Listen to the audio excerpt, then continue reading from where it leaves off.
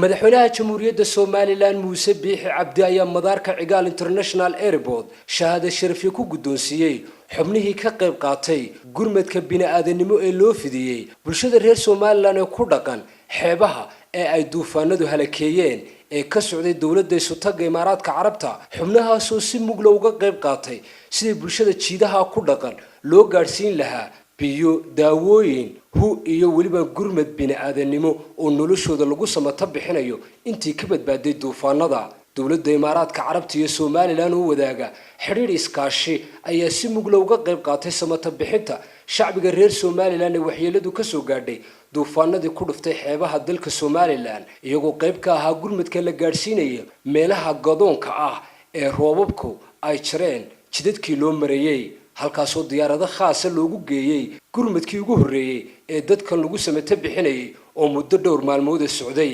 madaxweynaha Somaliland Muuse Biixi Cabdi ayaa u mahadnaqay Imaaraadka Carabta oo si walaaltinimo iyo islaamnimo ku dheehan tahay ugu gurmaday shacbiga reer Somaliland ee dhibaatada duufaanadu haysteen iyagoo u soo diray diyaarado loogu adeego shacbiga masiibadu ku habsatay dhammaan xubnihii ka qayb qaatay gurmadka lagu samata bixinayo dadka ku dhaqan xeebaha Somaliland ee duufaanadu ku dhufteen ee ka socday dalka Imaaraadka Carabta ayuu madaxweynaha jamhuuriyadda Somaliland guddoonsiyay shahaado sharaf ay mutaysteen